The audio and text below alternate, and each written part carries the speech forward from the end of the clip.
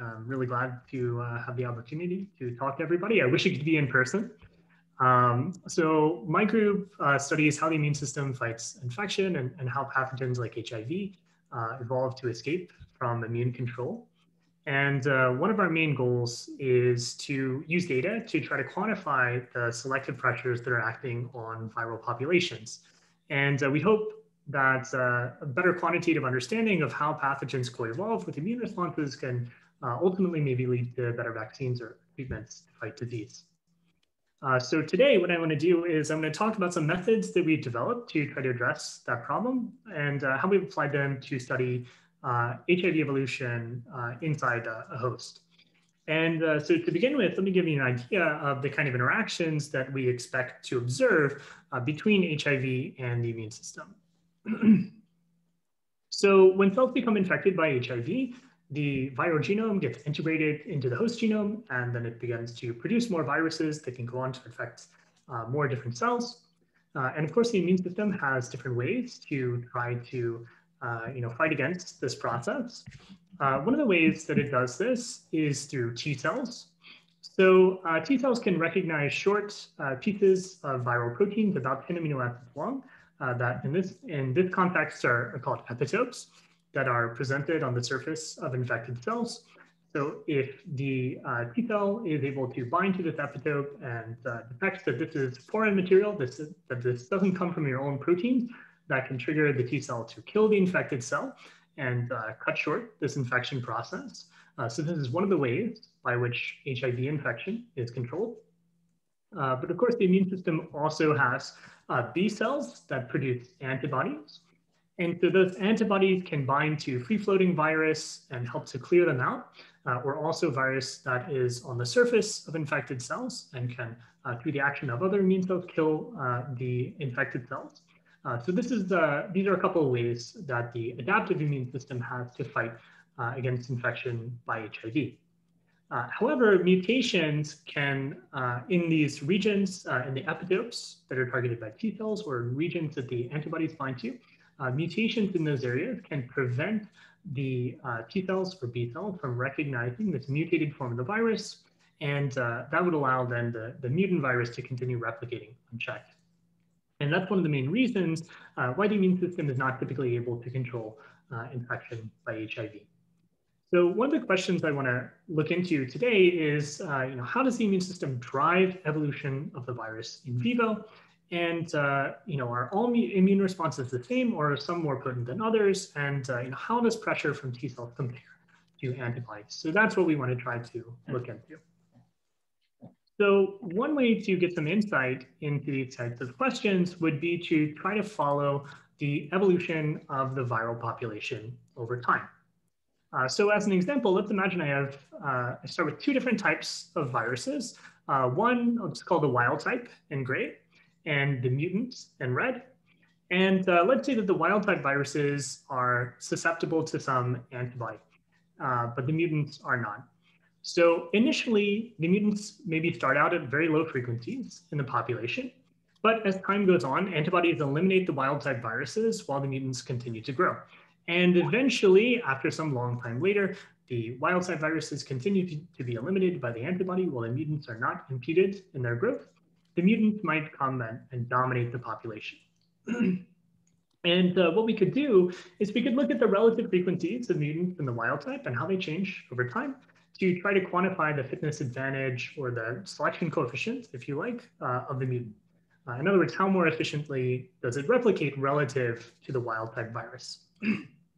And if we look at data like this, this very simple example, we might start to think that maybe this problem is not really too hard.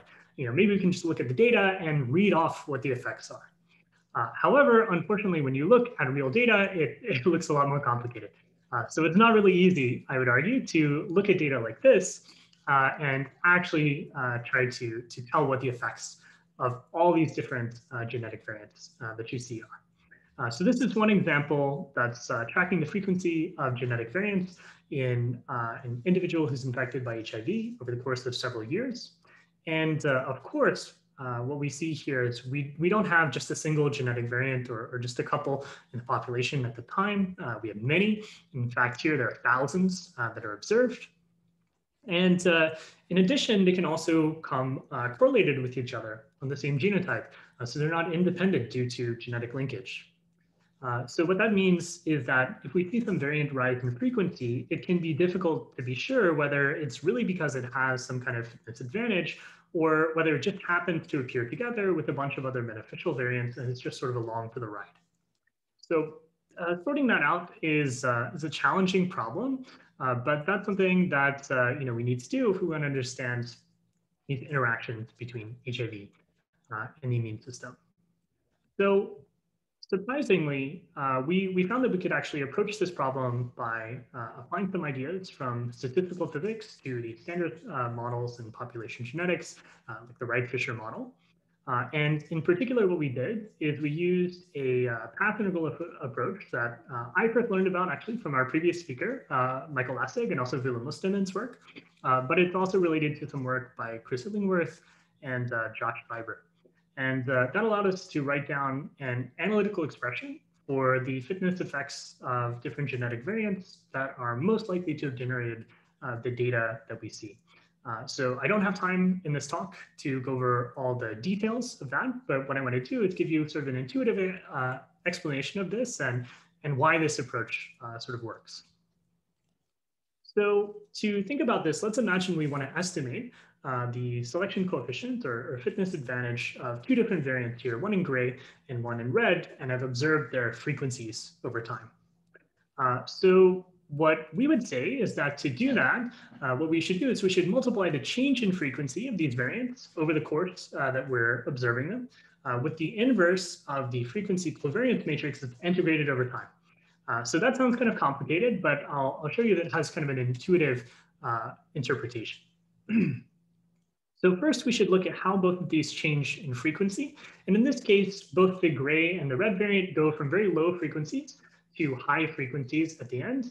So they both increase a lot in frequency, and this is something that would be that would indicate that they're probably beneficial mutations.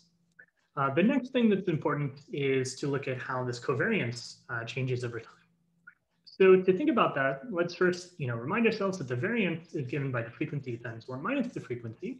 So the variance is going to be small when the population is composed almost entirely of the wild type or almost entirely of the mutant. And it's going to be large when they have sort of intermediate frequencies in the middle. So roughly, we can think about this variance as looking at pieces of time where both of them are at large frequencies. So if we were to integrate this variance over time, what we would see is that the integrated variance for the red variant is going to be much, much smaller than it is for the gray one, because the red one goes very rapidly from low frequencies to high frequencies. It spends very little time at these intermediate frequencies, whereas the gray one takes a much longer time to get to those high frequencies. So if we want to estimate the selection coefficient, we take the inverse of that and multiply it by delta x. And so we would estimate that the selection coefficient for the red variant is going to be much, much larger than the one for the gray variant. And this sort of makes sense to us intuitively. If we have something that's very beneficial, we would imagine that once it reaches some kind of establishment frequency, it can very quickly take over in the population. Whereas if it's more modestly beneficial, maybe it's going to take a lot longer time to actually get close to fixation. So this is sort of the intuitive picture of how this works. What about the other terms here? What about genetic linkage? So the off-diagonal terms of this covariance matrix are going to be the things that account for genetic linkage, that basically tell us how much of the change in frequency of some particular variant is due to its own effects versus the effect of the genetic background that it happens to be on. And so if you want more details, they're in the paper over here, which finally is out.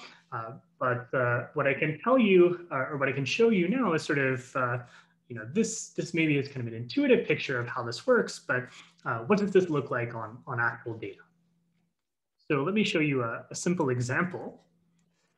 So here what we've done is we've taken a very simple sort of Wright-Fisher simulation where some variants are beneficial, some are neutral, and some are deleterious. And we start with a mixed population in the beginning, introduce new variation by mutation, and we look at how the population evolves over time. And I would argue that looking at this, it's not immediately obvious to see which variants are neutral, beneficial, or deleterious. So in general, the ones that end up at high frequencies probably more likely to be beneficial. The ones that end up at low frequencies are more likely to be deleterious. The neutral ones are going to be a little bit harder to understand where they fall. And actually trying to quantify how strongly each one is selected could be a little bit difficult. But what we can do is we can take this information, we can plug it into the formula that we have, and we can try to see how well it actually recovers selection in these simulations. And so the first thing that we observe is that we can do a pretty good job of identifying the beneficial variants. And these are maybe ones that are intuitive, they make sense. So you see that they tend to go from low frequencies to high frequencies or stay at high frequencies for most of the time. So these, it makes sense that we would infer them to be beneficial. We can also do a good job of identifying deleterious variants. So these are ones that tend to decrease in frequency or stay at very low frequencies for the entire trajectory. So again, those are fairly obvious. But what we can also do, because we take this genetic linkage into account, is we can identify the variants that are really neutral, that actually don't have any effects at all on fitness. And this is something that maybe is a little bit surprising, because if you look at those individual trajectories, some of them look very much like the trajectories for variants that are either beneficial or deleterious that we saw just in the previous slide. And the reason that we're able to sort out that these are actually neutral is because we take into account the effect of the background. So this is sort of showing that this approach can work, at least when we're looking at simple simulations. So what happens when we apply this to actually look at how HIV evolves? So to study this, what we did is we looked at the evolution of HIV within a set of 13 different patients. And these patients were followed from the time point of initial infection up to several years afterwards. And there was regular sequencing of the virus population within each one of these individuals.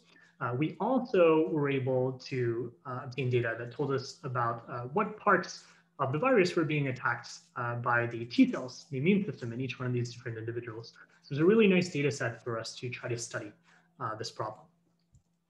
So what did we see when we looked at this data set? So one of the first things that we observed is something that's very well known in the field of HIV. So we found that T cell pressure is really a major driver of HIV evolution. So if you look across the genomes of the virus within these 13 individuals, and you look at which regions are targeted by T cells, you can see that about 2% of all the possible mutations lie in these regions that are targeted by T cells.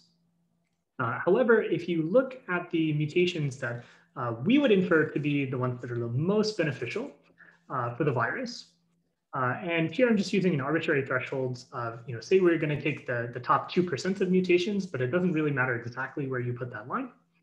We would find that about 38% of the most beneficial mutations lie within those regions. So it's almost 20-fold enhanced compared to what you would expect just by random chance.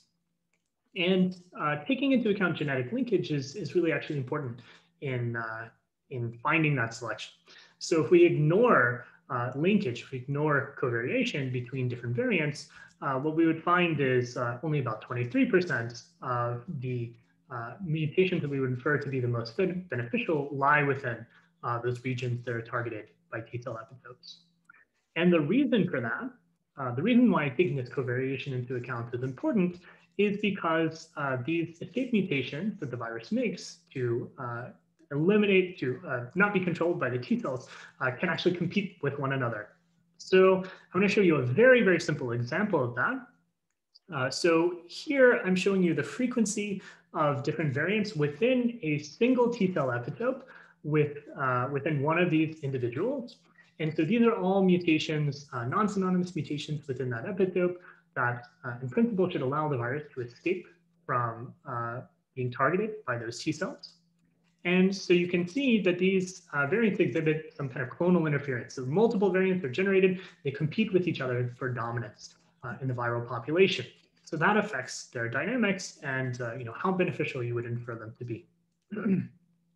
So in our estimate, when we take into account that competition, we would infer all of these different variants to be beneficial, even the ones that just rise transiently and then are outcompeted later on. However, if we ignore that covariation, the only ones that we actually infer to be beneficial are the ones that are at high frequencies at the final time point that we have for this particular individual. And in addition, we also underestimate the strength of selection to escape from T cells here because we're ignoring that competition between different variants. So this is what we see when we look within just a single T cell epitope. But as I mentioned, these T cell epitopes are only about 10 amino acids long. So it's a very, very small part of the viral genome. And in this particular data, we have half genome, so it's up to about 4,500 bases roughly in length. And so we can look much, much broader than this. So let me zoom out and sort of show you this picture. So this is a map of what we have for inferred selection within that same patient in this 3' end of the genome. So in this circle, what you can see are the labels for different genes for HIV around the outside. And the different dots that you see are estimated or inferred selection coefficients for different genetic variants that are observed in that individual. The ones that are in red are ones that we would infer to be beneficial. The ones that are blue are ones that we would infer to be deleterious. And the size of that dot is proportional to how beneficial or deleterious we would estimate that mutation to be. So one of the things you also notice here is I have these bars that are going around the circle at different places. And those are actually the locations of these T cell epitopes that are targeted by the immune system. So this one that I've drawn an arrow to right here, this is a T cell epitope that was showing you on the previous slide. And you can see that I have a lot of these beneficial mutations that tend to cluster these T cell epitopes. And so one of the things that we also found is that there's apparently competition, not just between escape mutations within a single T cell epitope, but also potentially between different T cell epitopes that are targeted around the same time within a particular individual. And so these lines you see here are lines of very strong covariation between these different positions. So one of the things to observe here is that there appears to be this strong selection for escape from T cell epitopes. And you can see, if I look at the places where I have these large red dots, these mutations we infer to be really beneficial, that tends to happen within, a lot of that happens within these T cell epitopes, these boxes that you can see. However, it's not really clear how much strong selection there is to escape from antibody responses. And so if we want to look at that, what we should do is we should look at the envelope protein, the surface protein of HIV, which I've highlighted over here. And in particular, we should look at the parts, the mutations that are on the surface of envelope where they can potentially interact with antibodies. And so in this particular individual, you see that there are some beneficial mutations in those regions, but they don't appear to be as strong or as frequent as the ones that you see in T cell epitopes, for example. And this turns out to be a general pattern that we observe. So across these 13 patients, if I look at what are the mutations that we infer to be the most beneficial ones, about 5% of those mutations that are in that top 2% are ones that are either on the surface of envelope or they're ones that affect glycosylation. So how the surface protein is modified with sugars that can also affect how antibodies bind. So about 5% of those are highly beneficial mutations are within those regions. And that's in comparison, again, with about 38% that we saw for T cell epitopes. And another 15% that are actually reversions to the consensus sequence. So reversions to a more ancestral form of the virus also appear to be strongly selected. So unfortunately, I don't think that I have time to go into more detail about that. We've also looked at that in the case of an individual who produces broadly neutralizing antibodies. And even there, we see that selection for escape from antibodies doesn't appear to be quite as strong as what we typically see for escape from T cells. So let me come to the end and try to summarize here really quickly. So what we did is we developed a method for inferring the effects of different mutations from this temporal sequencing data. And we can actually try to estimate those analytically. That allowed us to study how HIV escapes from the immune response in vivo. On average, what we found is that pressure to escape from CD8 T cell mutations tends to be sort of sharp. It appears to drive multiple strongly selected mutations. And this is in contrast with pressure to escape from antibody responses, which appears to be diffuse on average, with more modest selection around more like the 1% level for escape from different antibodies. This might be for multiple reasons, perhaps due to polyclonality of the antibody response. That's something we'd like to look into more. And so I apologize also to people who have seen very similar versions of this talk recently. I'm going to just conclude with a little stuff to tell you about what is the extra things that we're working on now. So we're also trying to use these kind of approaches to look at pairwise epistasis or higher order epistasis and also time varying selection. This is something that we think is going to be accessible with these same kinds of approaches. We've also started to use this approach to look at how we can infer the effects of different mutations from deep mutational scanning experiments. And then finally, we're trying to see if you can extend similar ideas to study models of viral transmissions as sort of more epidemiological models. And let me conclude in the end with two final notes. First, if you think that this kind of thing is interesting and you're a student and you'd like to work more on what we can learn from temporal data, please let me know. I would love to hire a postdoc to work more in this area.